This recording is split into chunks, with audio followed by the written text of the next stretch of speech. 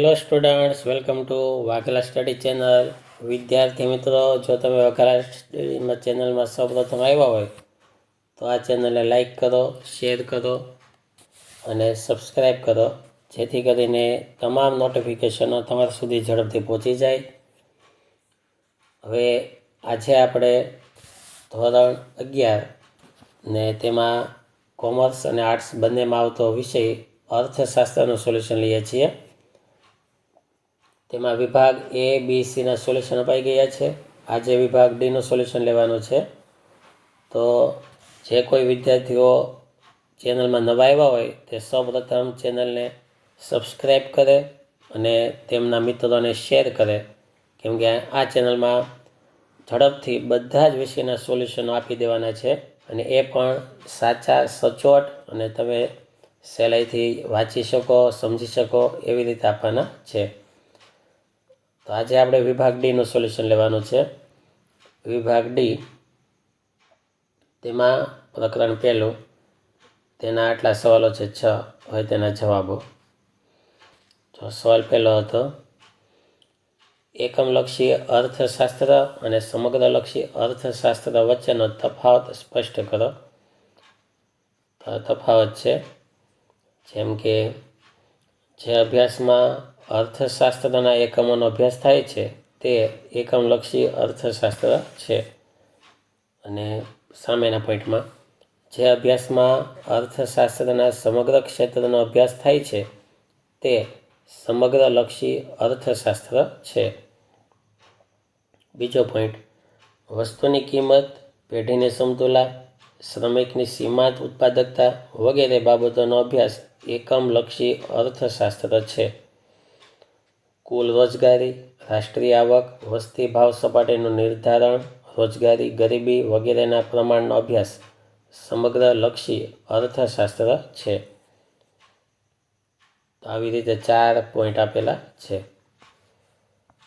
સવાલ 2, આંકડાશાસ્ત્રમાં આંકડાકીય માહિતીનું મહત્વ મુદ્દાસર સમજાવો. તો પેલું મહત્વ, આર્થિક સિદ્ધાંતની વિશ્વસનીયતા વધારવામાં. કેમ કે આંકડાકીય માહિતી હોય તો કિંમત હોય કે માંગ હોય એની વચ્ચેનો આપણે સંબંધ જાણી શકીએ. બીજો પોઈન્ટ, અર્થતંત્રની સ્થિતિ અને તેના વલણો જાણવા. પછી ત્રીજો પોઈન્ટ, તુલનાત્મક અભ્યાસ થઈ શકે. ચોથો પોઈન્ટ, સંક્ષિપ્ત રજૂઆત માટે. ત્યારબાદ સવાલ 3, અર્થશાસ્ત્ર અંગેના ભારતીય ચિંતનની માહિતી આપો. એનો જવાબ, જો અહીંથી અહીંયા સુધી. સવાલ ચોથો, અર્થશાસ્ત્ર વિષયનું મહત્વ સ્પષ્ટ કરો. અર્થશાસ્ત્ર વિષયનું મહત્વ, કેમ કે અર્થશાસ્ત્ર આપણા રોજિંદા જીવન સાથે જોડાયેલું છે. માનવીની દરેક પ્રવૃત્તિ આર્થિક લાભ અને ગેરલાભ સાથે સંકળાયેલી છે. તેથી અર્થશાસ્ત્રના અભ્યાસનું મહત્વ વિશેષ છે, જે નીચેની બાબતોથી સ્પષ્ટ થાય છે. આટલી બાબતો. વ્યવહારિક મહત્વ, ઐતિહાસિક ઘટનાઓની સમજ, આર્થિક મહત્વ, વ્યવસાયિક મહત્વ. સવાલ 5, ટૂંક નોંધ લખો, વૃત્તાંશાકૃતિ. સવાલ 6, આંકડાકીય માહિતીને સંક્ષિપ્તમાં રજૂ કરવા માટે આકૃતિ અને આલેખ વધારે અનુકૂળ છે, સમજાવો. તો આટલો એનો જવાબ. હવે પ્રકરણ 2, તેના સવાલો 6 સવાલ છે. તેના જવાબો. પહેલાનો જવાબ, સંપત્તિનો અર્થ આપી સંપત્તિના લક્ષણો વિગતે સમજાવો. તો સંપત્તિનો અર્થ અને તેના લક્ષણો. પહેલું લક્ષણ, સંપત્તિ ઉપયોગિતાનો ગુણ ધરાવે છે. બીજું, સંપત્તિ અછતનો ગુણ ધરાવે છે. ત્રીજું, સંપત્તિ ભૌતિક કે બાહ્ય રૂપ ધરાવે છે. ચોથું, સંપત્તિ વિનિમયનો ગુણ ધરાવે છે. સવાલ 2, શ્રમિક અને નિયોજક વચ્ચેનો તફાવત સ્પષ્ટ કરો. તો 4 મુદ્દા આપેલા છે શ્રમિક અને નિયોજક વચ્ચેના. 4 એ 4 લખવા. સવાલ 3, ખાનગી વસ્તુ અને જાહેર વસ્તુના તફાવતના 2 મુદ્દા જણાવો. તો આ ખાનગી વસ્તુ અને જાહેર વસ્તુ તેના 2 મુદ્દાઓ. સવાલ 4, વ્યાપાર ચક્રની વ્યાખ્યા આપી તેના આધારે વ્યાપાર ચક્રના મહત્વના તબક્કાઓ જણાવો. આ વ્યાપાર ચક્રની વ્યાખ્યા અને તેના મહત્વના તબક્કાઓ 4 છે: તેજી, ઓટ, મંદી અને સુધારણા. અને તેના વિશે ટૂંકી સમજ. સવાલ 5, વ્યાપાર ચક્રના મહત્વના લક્ષણો.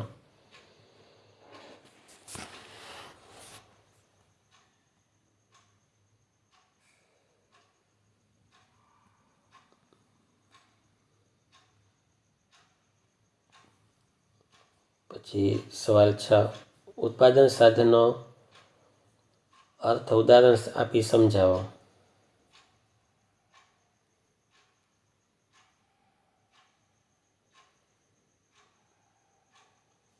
પ્રકરણ 4.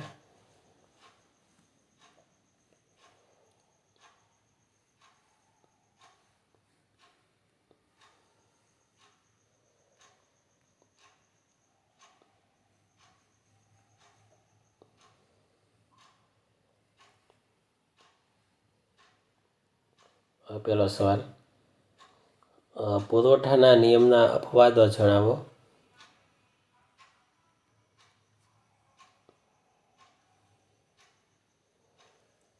તો પહેલો અપવાદ અલભ્ય વસ્તુઓ.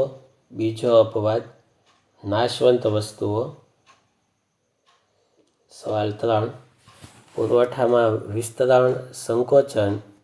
બીજો સવાલ છે ટૂંક નોંધ લખો, પુરવઠા વિધેય.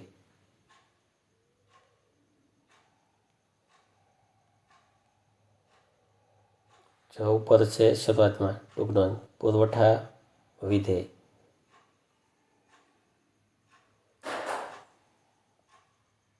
તેમાં આટલું લખવાનું. સવાલ 3, પુરવઠામાં વિસ્તરણ, સંકોચન કાલ્પનિક અનુસૂચિ દ્વારા સમજાવો. ત્રીજો સવાલ જો નીચેથી. પછી બાજુમાં વસ્તુ એક્સ ની કિંમત અને વસ્તુ એક્સનો પુરવઠો.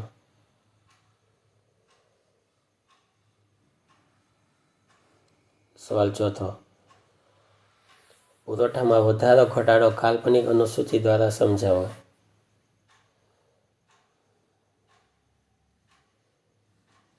ત્યારબાદ તેની આ રીતે આકૃતિ.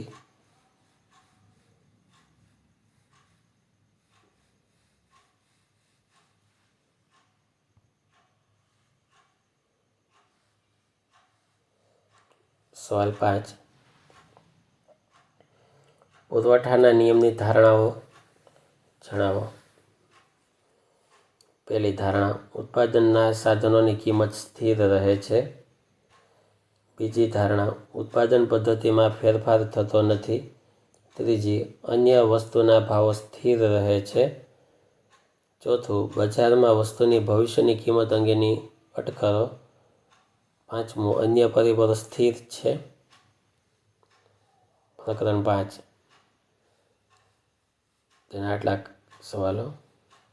જવાબ પહેલો, સ્થિર ખર્ચનો અર્થ આપી આકૃતિ દ્વારા તેની સમજૂતી આપો.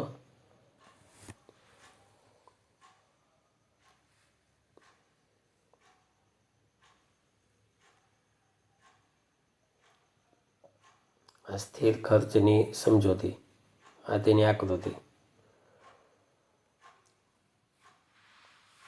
પછી અસ્થિર ખર્ચનો અર્થ કાલ્પનિક અનુસૂચિ દ્વારા સમજાવો. અસ્થિર ખર્ચ, આ કાલ્પનિક અનુસૂચિ, આ રીતે આકૃતિ. સવાલ 3, વૈકલ્પિક ખર્ચના માપનની મુશ્કેલીઓ જણાવો.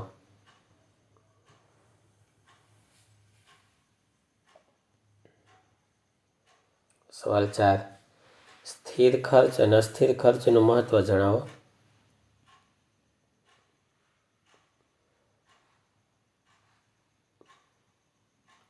એનું મહત્વ. સવાલ 5, સીમાંત ખર્ચ અને સરેરાશ ખર્ચનું મહત્વ જણાવો. સીમાંત ખર્ચ, પછી સરેરાશ ખર્ચ,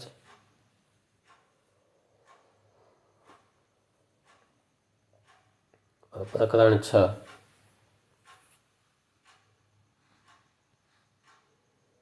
પહેલો સવાલ, અલ્પ હસ્તક ઇજારાના લક્ષણો સમજાવો.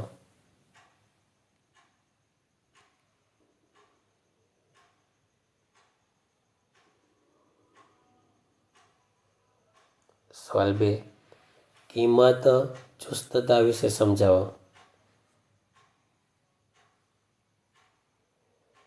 સવાલ 3, હરીફાઈ આધારિત બજારનું વર્ગીકરણ કરો.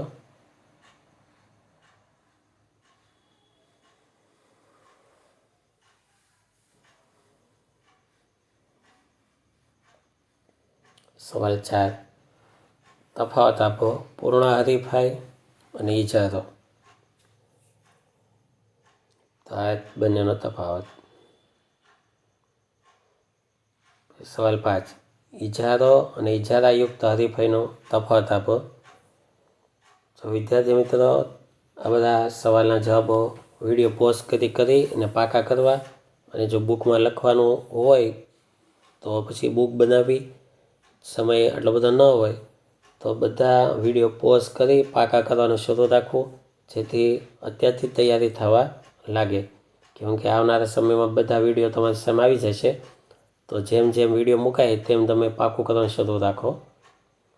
હવે 7મું પ્રકરણ, તેમાં પહેલો સવાલ છે એમાં જવાબ દેવાના છે. બહુ ઇઝી સવાલ છે. જો સવાલ પહેલો છે, ભારતમાં કયા ક્ષેત્રનો રાષ્ટ્રીય આવકમાં ફાળો સતત ઘટતો માલુમ પડે છે? જવાબ આવશે પ્રાથમિક. જો આકૃતિમાં પ્રાથમિક ક્ષેત્ર છે તેમાં 1951માં 53.1 હતા, 91માં 29.6, 2001માં 22.3 અને 14-15માં 17.6. આવી રીતે ઘટતો જાય છે.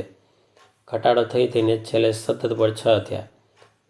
સવાલ બીજો, ભારતમાં કયા ક્ષેત્રોનો રાષ્ટ્રીય આવકમાં ફાળો સતત વધતો માલુમ પડે છે? તો વધતો આ બેમાં છે. ઔદ્યોગિક ક્ષેત્રમાં વધે છે, સેવા ક્ષેત્રમાં સતત વધે છે. કેમ કે પહેલાં 16.6 હતા, ત્યાંથી વધતા 29.7 થયા. સવાલ 3, વર્ષ 2014-15માં રાષ્ટ્રીય આવકમાં કયા ક્ષેત્રનો ફાળો સૌથી વધુ જોવા મળે છે? તો જવાબ આવશે સેવા ક્ષેત્ર. એટલે એમાંથી જવાબ છે. એવી તે રીતે આ બીજામાં એવું છે, એમાંથી જવાબો છે. જો આટલા સવાલો, અને સવાલ પાછળ આવશે. ખાલી જગ્યા જે છે એનો ટોટલ બધાના 100 થાય છે. તો બંનેનો સરવાળો કરીએ તો પહેલામાં ટોટલ 100 થઈ ગયા, બીજામાં બેનો સરવાળો કરો તો 79.6 આવે, એને 100માંથી બાદ કરો તો 20.4 આવે. પછી ત્રીજાની અંદર 81.9 આવે ટોટલ, તેને 100માંથી બાદ કરીએ તો 18.1 આવશે. અને ચોથા ખાનાની અંદર, છેલ્લા ખાનામાં ટોટલ આવે છે 51.1, તેને 100માંથી બાદ કરીએ તો 48.9 આવશે. એના સવાલોને એને જવાબ કે વર્ષ 2011-12માં પ્રાથમિક ક્ષેત્રની ખૂટતી માહિતી શોધો. તો જવાબ છે 48.9. બીજો સવાલ હતો કે ઔદ્યોગિક ક્ષેત્ર અને સેવા ક્ષેત્રની ખૂટતી માહિતી શોધો. તો પહેલી માહિતી હતી 18.1, બીજી માહિતી 20.4. ત્રીજો સવાલ છે, વર્ષ 2051થી 2011-12ના સમયમાં લોકો રોજગારીના હેતુસર કયા ક્ષેત્રમાંથી ઘટી કયા ક્ષેત્રમાં વધ્યા છે? તો જવાબ ઔદ્યોગિક અને સેવામાં. સવાલ 3, 4, 5. ત્રીજાનો જવાબ. ટૂંકમાં લખો રેલવેનો વિકાસ. તો જો આટલો રેલવેનો વિકાસનો ટૂંક નોંધ. સવાલ 4. બ્રિટિશ શાસનની કરવેરા નીતિ સમજાવો. સવાલ 5. ભારતમાં પાયાની સુવિધાઓ વર્ણવો.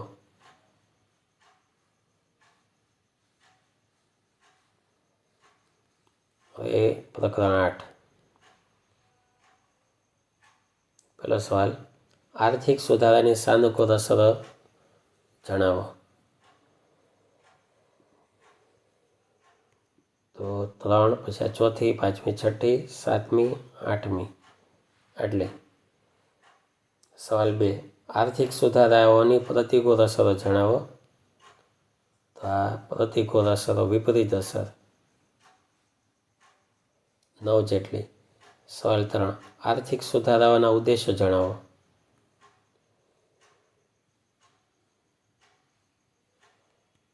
સવાલ 4.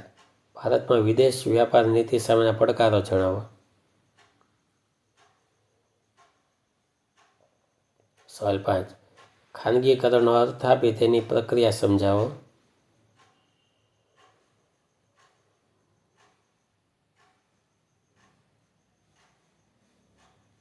સવાલ 6. વૈશ્વિકીકરણનો અર્થ આપી તેની મહત્વની બાબતો જણાવો.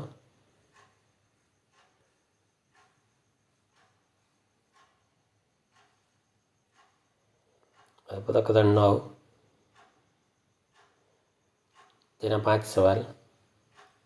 પહેલો સવાલ. કાચી આંતરિક પેદાશ વિશે ટૂંક નોંધ લખો. સવાલ 2. શુદ્ધ આંતરિક પેદાશ વિશે ટૂંક નોંધ લખો. સવાલ 3. કાચી રાષ્ટ્રીય પેદાશની ટૂંક નોંધ લખો.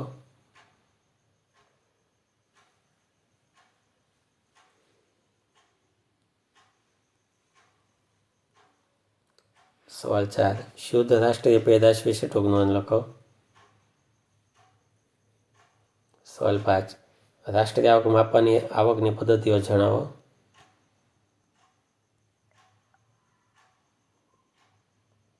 જેમાં આવશે મૂડી, શ્રમ, નિયોજક વગેરે.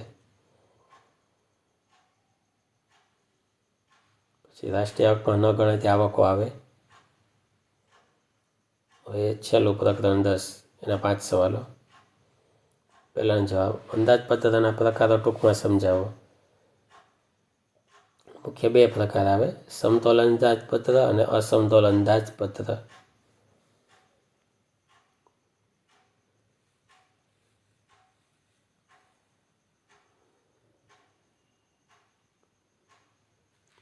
સવાલ 2. પૂરાંતવાળા અંદાજપત્રના ફાયદાઓ જણાવો.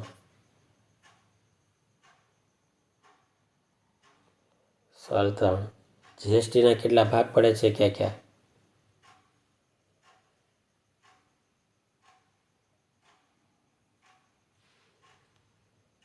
સવાલ 4. ખાદ્યવાળા અંદાજપત્રના ફાયદાઓ જણાવો.